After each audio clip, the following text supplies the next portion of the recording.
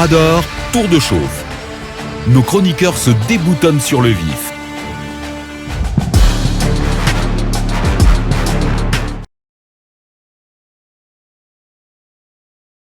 Recevez de nouveau notre salut. Vous nous rejoignez via nos canaux digitaux, 4 coins du monde, en province, à Mamoud, à la ville Carrefour.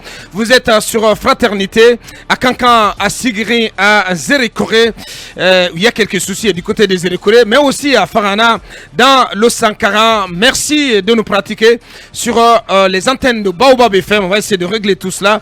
Toute l'équipe du jour, au meilleur de sa forme, est en piste pour vous servir et pour vous tenir compagnie jusqu'à 11h. Talibé Barry, bonjour. Bonjour à tous. Bonjour. Bienvenue. Bonjour, merci. Bonjour Bien. à Wassolo Azansi Communication. Bien, qu'est-ce qu'on a fait aujourd'hui? C'est jour de finale. Hein? Donc, c'est la finale du tournoi au compte de sa 5e édition. Bien. Le tournoi doté du trophée Mamadou Antonio Soiré. Très bien. Dont les Amars ont été lancés le 13 mars dernier. Ouais. Donc, c'est la finale aujourd'hui et une grande finale, puisque vous aurez justement face à face Adafo Média, Adafo Média et APC. APC, c'est APSG, attention. C'est l'association de la presse sportive de Guinée. Une équipe puissante, impressionnante, puisque qui a marché, elle a réussi le qui a marché sur le film. Hein? D'écrabouiller film qui a Joma et RTG. En plus, et la RTG, donc c'est une équipe qui s'est payée. Une équipe qui a un parcours de grande formation au compte de ce tournoi. Et Adafo aussi n'a pas dit son dernier mot, puisque Adafo a également éliminé une équipe qui était finaliste en 2019, c'est-à-dire le syndicat de la presse la presse privée de Guinée. La presse privée de Guinée. Et donc c'est une affiche alléchante qui promet des étincelles en l'air, parce que on a vu derrière notamment les deux équipes et davantage Adafo, une mobilisation impressionnante. Donc félicitations aux deux finalistes. Il faut rappeler que ce tournoi n'a pas cédé un seul pouce au mercenariat, parce que nous avons éliminé jusqu'à 7 équipes pour enrôlement de mercenaires, et à juste titre. Donc votre pronostic? Mon pronostic, on dit que quand vous avez été mordu par un serpent, le ver de terre vous fait peur. J'ai peur de l'APSG, voilà, qui a donc. Moi je pronostique. On n'a pas été mordu. Je pronostique pour une victoire. Je pronostique pour une victoire d'Adafo. Que je supporte d'ailleurs. Oui, bien sûr, je comprends. Bien sûr, oui. Je viens de là. Vous vibriez. Moi je viens de là, monsieur. Mais moi, c'est un connaisseur de foot et un observateur neutre. Bien. Je vois l'APSG au-dessus de Adafo. Non, le calcul est mal fait. D'accord, très bien. Non, mais parce que je pense que, ouais, je te donne raison. Voilà, je sais que Ouri n'est pas trop fouteux, mais ce qu'il dit a du sens, parce que tout le tournoi. Oui, parce que ça a du sens. On ne s'attendait pas du tout à Adafo en finale. Vous avez vu comment ils ont laminé cette équipe de SPPG, qui est une équipe conquérante, qui avait vraiment, qui avait l'ambition cette année de remporter. Non, on ne va pas épiloguer là-dessus. Un bémol, le gardien de SPPG a pris un carton jaune pratiquement pendant les 10 premières minutes du match. Bien. Parce que, bon, c'est pas un professeur. Il s'est permis de prendre le ballon, donc de l'attraper en dehors de la surface de réparation. Oui, mais donc, à part ça a diminué l'équipe. Oui, mais à part le dernier match de Adafo, tous les précédents matchs, pratiquement à part le premier peut-être, c'est des scores peut-être à la soviétique, hein. 3-0, 2-0. Donc, et puis félicitations c'est quand même une équipe qui est bien félicitations au coach Véron, mais aussi au manager général Maka Traoré. Voilà, et la coupe à la maison, on espère, voilà, pour une première, que Adafo va s'adjuger ce trophée aujourd'hui. Si Film ne gagne pas, voilà, que Adafo le fasse quand même, voilà. Et donc c'est à partir de 15h, voilà, parce qu'il y a une cérémonie de clôture avec la présence, c'est placé sous l'égide du président du CNT, Dr Dansa Kourouma. Voilà, et on espère, on compte aussi sur la présence de beaucoup de personnalités du gouvernement et d'autres secteurs, avec la présence aussi du donateur. Pourquoi pas Mamadi Doumbouya? Le donateur Mamadou Antonio Soiré qui sera là. Avec le colonel, on n'a pu rien faire. Parce que MMS il dort du côté de la DCI. Oui, mais c'est malheureux, franchement. Oui, mais Mamadi MMS il dort. Oui, mais moi je l'ai vu. C'est Moussa Moïse. Ouais, Moussa Moïse il dort. Non, moi je n'ai vu aucun. Il ne décroche plus, moi, Moussa. Quand vous l'appelez, mais vous n'avez pas de chance de l'avoir. Non, mais oui, parce que je l'ai dit, mais il s'est empatronné. Il s'est embourgeoisé. C'est très grave. Oui, mais parmi les invités, tous les matchs que j'ai suivis du côté du stade, moi je n'ai jamais jamais vu des invités comme des anciens gouverneurs et des anciens ministres ou des anciens dirigeants au temps d'Alpha Condé. Et à l'époque, ils étaient invités par Ouassoulou. C'est pas un problème. Je ne sais pas pourquoi cette fois-ci ils n'ont pas été invités. C'est pas un problème. Non, mais éclaircissez-moi. Ah non. Bien. Les anciens dignitaires doivent être invités. Donc, merci tous et toutes. Alors, invités cet après-midi à l'annexe du stade général Lansana Conté de Nongo Pro. Vivre cette grande finale. Mirador, tour de chauffe. Mirador, tour de chauffe. Nos chroniqueurs se déboutonnent sur le vif. Allez, on va entrer dans le vif du sujet à présent. On parle des choses pas plus sérieuses. C'est tout comme Lincoln. Bonjour. Bonjour El Refé. Voilà, Bien, c'est ça, merci. c'est très important. Des choses à dire. Des choses à dire. Bonjour au ministre de la Santé, Abakar Oui, Diallo. ça commence, hein. Le gouvernement a décidé de rendre gratuit, vous savez, les soins obstétricaux et néonatals. Ok. Donc, il y a eu dans ce sens une convention à travers toutes les structures du pays. Il y a eu une convention entre les autorités guinéennes et une entreprise chinoise qu'on appelle ZMC qui devrait livrer tous les kits liés à cela et dans toutes les structures sanitaires du pays. Ouais. Alors, mais des choses à dire parce que ça c'est pratiquement en 2013 cette convention a été signée. Bien. Mais sauf que il y a eu ce qu'on appelle des modifications par rapport à la convention parce que finalement les Chinois ou leurs représentants en Guinée ont voulu que cette convention soit étendue sur tous les produits pharmaceutiques. Alors cette convention a été dénoncée même par le ministre Rémi Lama. Je vous fais en tout cas lecture d'un courrier officiel qui est là. Tout sera remis à Kumba pour les détails. Pour des fins d'investigation approfondies. J'ai l'honneur de porter à votre connaissance que j'ai accusé réception de la demande de renouvellement de la convention. Mais il y a des problèmes. Je ne lis pas tout. Je viens. On ne va pas faire comme à la RTG quand par même. rapport au premier point. Après 3 ans de mise en œuvre de la convention, le ministère de la Santé vous fait part des remarques suivantes. 1.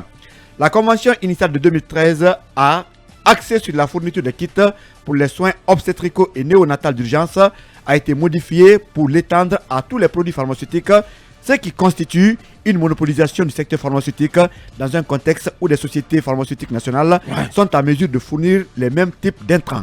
2. La convention ne fait pas allusion au prix, ce qui donne libre cours à la facturation des prestations par le fournisseur. Bien. On envoie beaucoup de choses, les gens facturent comme ils veulent parce qu'il n'y a pas de prix. C'est la Guinée. La société ZMC a été exonérée. La société exonérée des taxes et des frais de douane, alors que les sociétés nationales qui interviennent dans le secteur pharmaceutique pratiquement ne le sont pas. Ceci constitue une inquiétude et une perte substantielle d'économie pour la Guinée. Par ailleurs, l'exécution de la convention a été marquée par de nombreuses insuffisances. Il s'agit notamment, Bakar, des retards fréquents dans la fourniture de certains intrants commandés, de livraisons partielles qui ont empêché la disponibilité totale des intrants pour permettre la réalisation de césariennes dans les hôpitaux, de la qualité non conforme de certains consommables comme le sparadrap, des coûts élevés des prestations. Bien. Pour toutes ces raisons, le ministre de la Santé n'est pas favorable au renouvellement vous parlez de l'ancien ministre de la Santé, Rémi Lama, général de Rémi Lama. Tout à fait, qui a écrit officiellement en tout cas cette correspondance. Bien. Mabakar, pour sauver ces structures sanitaires, pour rendre au moins tout ce que vous tous ces savez soins gratuits, le département a lié une autre convention avec une dame qui a une société qu'on appelle Sogimap. Ça c'est pratiquement en 2019 pour 3 ans. Bien. Donc la première année, la dame a été payée. La deuxième année, elle n'a pas été payée. La troisième année, c'est le nouveau ministre lui-même qui fait un bon de commande pour bypasser Sogimap, qui envoie le bon de commande à la société à laquelle la dame, en tout cas, faisait ses commandes pour les mêmes kits. Et c'est la société qui a rappelé la dame pour dire à cette fois-ci, nous sommes en contact direct avec vous. Mais c'est votre ministre qui nous écrit et ça a associé le cabinet. Parce que mais si c'est pour régler les problèmes, tant mieux. Non mais Abakar, non, pas du tout. Vous-même, vous dénoncez des dysfonctionnements. Mais attendez quand même. Pas du tout. On a besoin d'avancer. À un moment donné, on a besoin d'avancer dans ce pays. Vous n'avez pas compris. Le ministre n'a pas cette qualité, en tout cas, de faire ses commandes. Bien. Et mieux ça, associer son cabinet. Alors, la dame de Sogimap, on lui doit, vous savez combien? 102 milliards de francs guinéens non payés. La première 102 milliards. 102 milliards. La première année a été payée. La deuxième année, on n'a pas payé. La troisième année, on n'a pas payé. On bypass son contrat pour faire la commande à ses partenaires qui ont rappelé la dame que le ministre est en train de pas effacer. Bien. Mais le grave dans ça, c'est que le cabinet du ministre n'est pas associé. N'est pas associé. Abakar, il faut payer les 102 milliards de la dame. Bien. C'est clair. Et aujourd'hui, j'apprends que ZMC. Vous attendez des commissions Des commissions sur les 102 milliards. Non, pas du tout. Abakar. Non, mais je taquine. La dame en question. C'est catastrophique. Non, c'est ce qu'il dit à Là, on parle de 100 millions d'euros. Là. Non, bien sûr. Alors, Bien Abakar.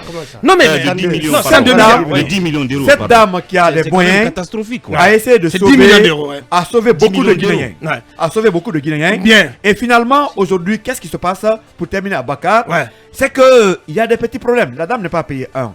Mais deuxièmement, ZMC, représenté en Guinée par Dr So, serait lié au ministre selon des informations. Ouh là là. J'ai des trucs où, en Ouh là tout là. cas, j'apprends même que des cartons vides pouvaient Bien. venir, mais l'État guinéen paye parce qu'il n'y a pas de produit à l'intérieur. Voilà qui est bien Alors, dit. on va dire au ministre, Akumba aura tout le dossier. Bien.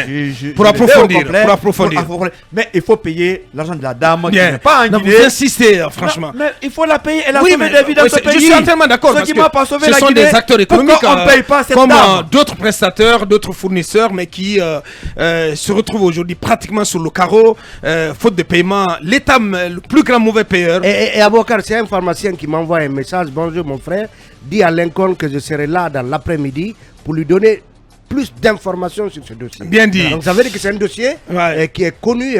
Au département, c'est connu. Bien. Tout le monde en parle. Et c'est la Guinée. C'est la Guinée, effectivement. Bien. Lincoln, c'est la Guinée. Bonjour Mohamed Zemmour Kaba. Bonjour l'homme des médias de l'année, bonjour Bienvenue. aux auditeurs, bonjour aux téléspectateurs. Bienvenue. Bonjour à la paisible population de Madina Bien. à Kankan. Bien. Et tout d'abord, bonjour aux différentes universités de Guinée. Parce que ce que j'apprends, j'espère que je serai démenti par le cabinet du ministère de l'Enseignement supérieur. Est-ce vrai que les universités procèdent à des rétrocessions? Le cabinet du ministère de l'Enseignement supérieur reçoit des rétrocessions des subventions dues aux universités. Oui, je sais de quoi je vous parle. Attention. Je vous dis que j'espère que je serai démenti. Mais ce que j'ai dit est tellement clair et Rétro-commission. Oui, est tellement sérieux parce que lorsque ces universités reçoivent j'espère des subventions, il est à l'écoute. il a l'écoute. Je vous pose des questions. C'est une Parce que accusation très grave. j'apprends que la ministre Djaka n'a jamais voulu de ces rétrocessions. Elle n'en veut même pas, Dr Djaka Sidibé. Mais l'un de ses proches collaborateurs, j'espère qu'il a l'écoute. Je vais mettre seulement l'eau dans la bouche des auditeurs. J'espère qu'il a l'écoute, qu'il va se calmer un tout petit peu. Cessez de prendre des rétrocessions avec pas d'Ablaï quand même. Non, Ablaï, c'est le conseil chargé de mission. Il gère pas, il n'est pas du, bon, il peut être du cabinet. Il est du cabinet. Mais le cabinet restreint, c'est le secrétaire général et le chef de cabinet. Ablaï, il fait partie du cabinet restreint. Attention. Bon. Très proche de Djaka. Je sais de quoi je Les parle. deux ils travaillent ensemble. Si les universités, avec les maigres subventions qu'elles reçoivent, doivent procéder à des rétrocessions. Non, c'est pas des maigres. Attention, c'est pas des maigres subventions. Non, mais attention, la plupart du temps, ce sont des subventions qui sont détournées. Oui, attention. mais si le cabinet du ministère doit en recevoir, je pense qu'ils ne sont pas sortis encore de l'auberge. Donc j'interpelle les universités. Et j'interpelle le secrétaire général de ce ministère, qui est le technicien de ce département, Dr Fassine Conté, qu'on nous éclaircisse la situation de façon claire et qu'on essaie de nous démentir. Ce n'est pas une accusation, c'est des infos que j'ai reçues qui sont formelles. Qu'on nous dise clairement, non, le cabinet du ministère ne reçoit nullement des rétrocessions. Bien dit. Sinon, la suite sera développée par Akumba, le tout nouveau membre de la commission des mines de Guinée. Félicitations. Mon voisin d'Afaso et mon voisin du couloir. Nos bureaux se font face aussi. Parce que les gens ne savent pas. Franchement. Vous êtes dans un éternel face à face. Oui, qu'on appelle le bureau ovale. Même si mon patron ne veut pas entendre le bureau ovale. Il me dit non, mais si toi tu as un bureau ovale et le mien. Il y a ce bureau ovale. Donc je me suis tué pour ne pas voir afficher une note de service dans le couloir. Voilà. Et l'autre bonjour, c'est au premier ministre qui séjourne en ce moment aux Émirats Arabes Unis. Et nous savons que et nous savons que le champion Alpha Condé y réside. On espère. Vous êtes formel. On espère qu'à son retour. Vous êtes formel. Il y est toujours. Non, il y est. Il y est. Non, il y est. J'espère que le premier ministre va nous apporter au moins dans sa valise quelques clichés du salon doré du président Alpha Condé. Parce que c'est normal. Non, il risque d'être poursuivi pour atteinte à la vie privée. Non. Bala Samoura va le poursuivre pour atteinte à la vie privée. Parce que. Non, mais les photos selfie, au moins. Lorsque vous êtes en déplacement comme ça, la courtoisie et l'élégance voudraient vraiment que vous rendiez visite à un ancien chef d'État. Et j'espère qu'il va le faire. J'espère que le premier Bienvogui va le faire. Pour que Alpha Condé soit consentant. Accepte de le recevoir. Non, il va le faire.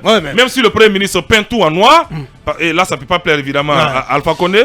Mais c'est comme Ousmane Gawal. Je suis tombé que si Alpha reçoit justement Bienvogui, il lui fera des remontrances comme pas possible. Ouais. Parce que je suis tombé sur une interview du porte-parole du gouvernement Ousmane Gawal hier.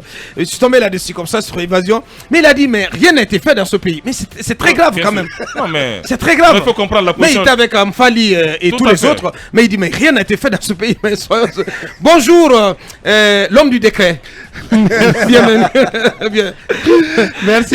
Merci au colonel président pour la confiance placée à Kumba, voilà, qui est merci.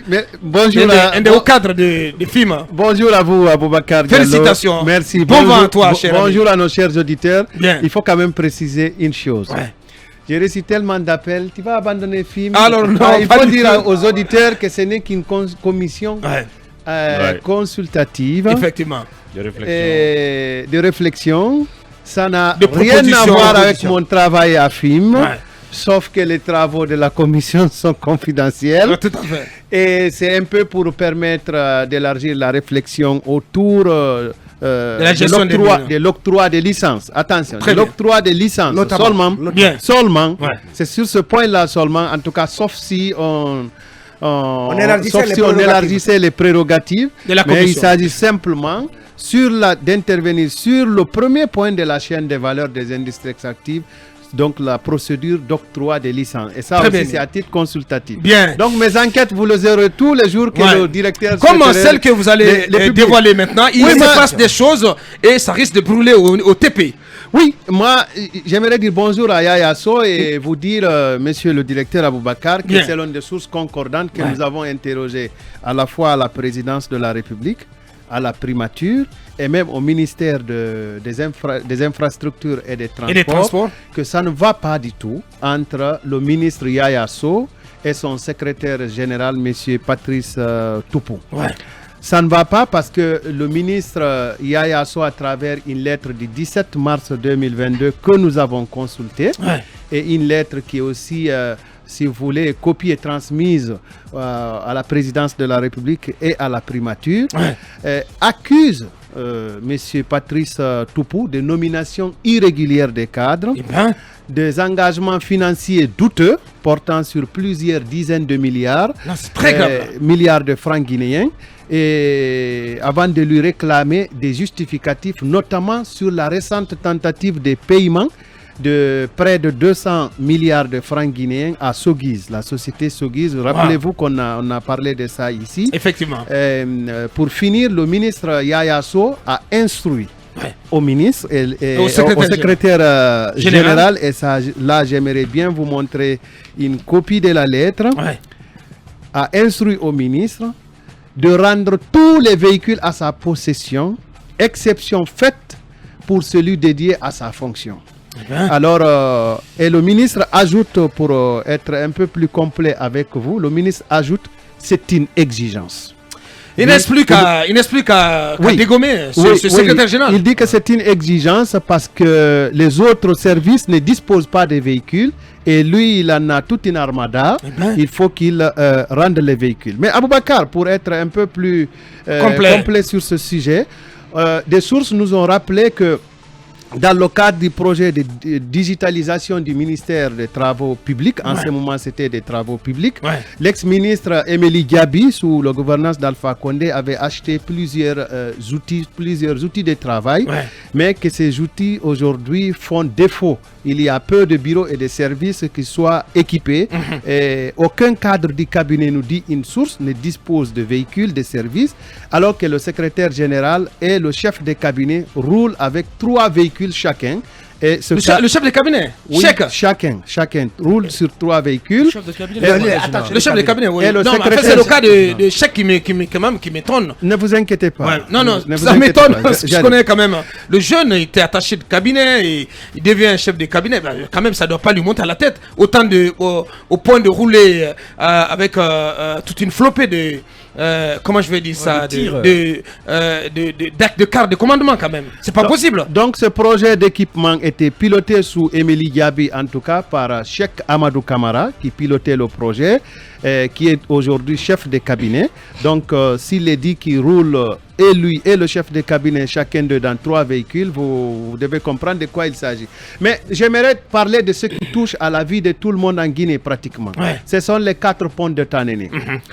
Ces 4 ponts, rappelez-vous, ont été construits par le colon, en tout cas l'initiation du projet, en 1932 par Péchiné, dans le cadre de la mise en œuvre du projet FRIA. Effectivement. Alors ce pont-là, ce pont reçoit des convois actuels qui sont de l'ordre de 80 tonnes. Ouais. Alors, en Guinée, la Guinée a signé un contrat avec le consortium Sosea Satom et Ludic en 2019.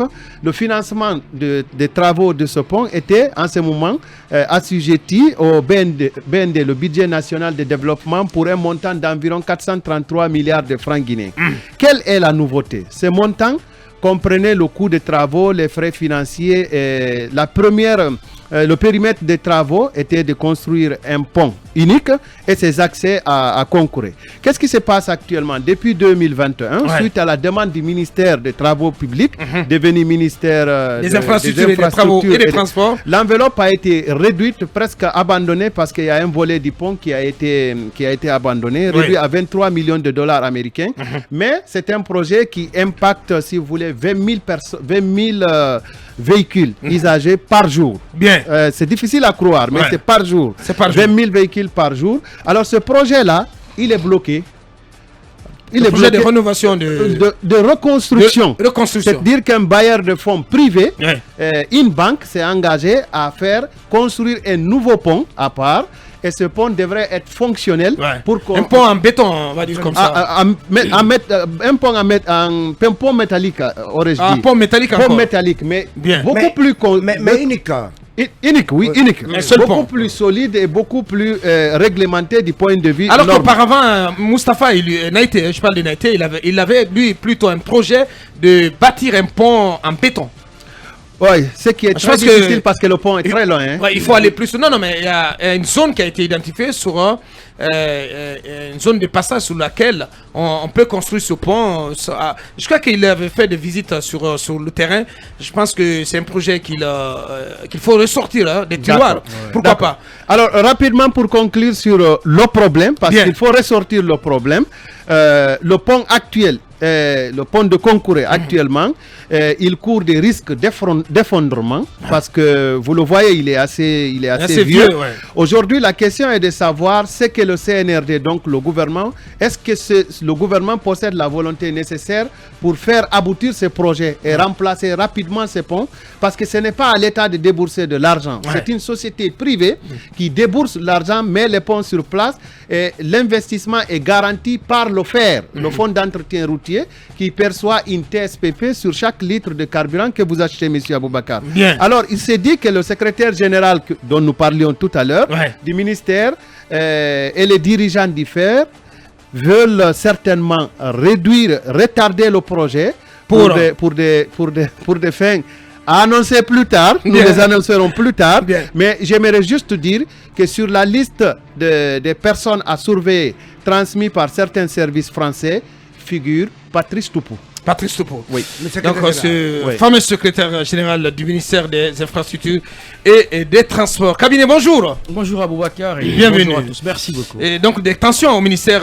Je disais, ce qui reste au colonel, c'est de débarrasser Yaya Sow de ce secrétaire général. Si tout ce qu'il dit, tout ce qu'il allègue contre lui, je dis bien si tout ce qu'il allègue contre lui s'avère. Non, mais 3 véhicules pour le chef de cabinet, le secrétaire général, c'est trop pour... toute une flottille. Oui, toute une flottille de tir pour 2 personnes, ça fait 6 véhicules. Alors même qu'il y en a qui dèchent et qui n'arrivent pas à aller au travail parce qu'ils n'ont pas un moyen de déplacement. Et on sait que la mobilité est un facteur de performance pour l'administration. Je crois qu'il y a bien lieu de récupérer...